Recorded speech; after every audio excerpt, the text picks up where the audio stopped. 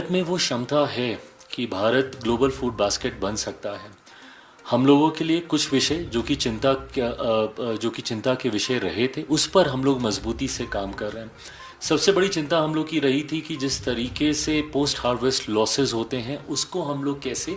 नियंत्रित करें। उस दिशा में भी पिछले एक दशक में हम लोगों ने काफ़ी कार्य किए हैं। पोस्ट हार्वेस्ट लॉसेस को लेकर हम लोगों ने उस इकोसिस्टम को तैयार करने का हम लोगों ने प्रयास किया है, जिसके माध्यम से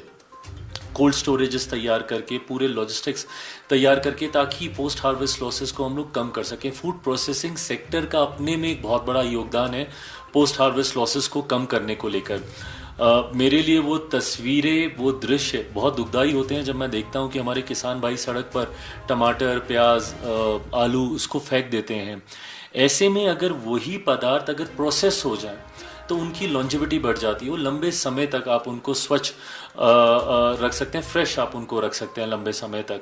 ऐसे में कैसे उनको प्रोसेसिंग सेक्टर के साथ उनको जोड़ा जाए, इस दिशा में भी पिछले एक दशक में कई कार्य हुए हैं। आज की तारीख में मैं मानता हूँ लगभग 327 बिलियन का मार्केट फूड प्रोसेसिंग का बन गया है, और हम लोग का लक्ष्य है कि आने वाले लगभग 10 सालों में 2032 तक हम लोग इसको दुगना कर देंगे। तो धीरे धीरे फूड प्रोसेसिंग सेक्टर काफ़ी तेज़ी से बढ़ने का काम कर रहा है, और मुझे लगता है जितना ये सेक्टर मजबूत होगा, जितना ये मजबूती से बढ़ेगा, उतना हम लोग की क्षमता बढ़ेगी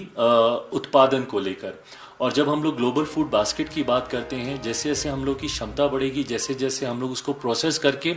अंतर्राष्ट्रीय बाज़ारों में हम लोग लेकर जाएंगे, तो मुझे लगता है कि जो सोच हमारे प्रधानमंत्री जी की है भारत को एक वर्ल्ड फूड बास्केट बनाने की, उस सोच को पूरी तरीके से हम लोग साकार कर पाएंगे। ऐसे मंच पर आकर मेरा विश्वास और बढ़ता है जब मैं लोगों में वो उत्साह देखता हूँ, अलग अलग देशों के प्रतिनिधियों में,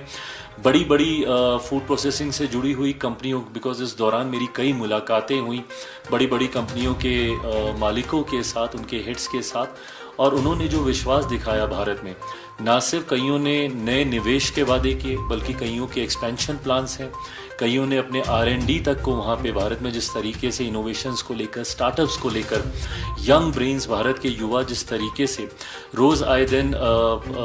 नई सोच को, नए इन्वेंशंस को दुनिया के सामने रख रहे हैं, ये तमाम विषय ऐसे हैं जो कि विदेशी मार्केट में को काफ़ी एक्साइट करते हैं कि भारत में आएँ और R&D करके नई नई चीज़ों को डेवलप करने का काम करें। तो मुझे लगता है ओवरऑल भारत वो पैकेज प्रोवाइड करता है जहाँ पे हर स्तर पर आकर आप निवेश कर सकते हैं, और जैसे जैसे ये निवेश बढ़ेगा वैसे वैसे हम लोग की भी क्षमता ग्लोबली अपने आप को वर्ल्ड फूड बास्केट के तौर पे प्रस्तुत करने की बढ़ेगी।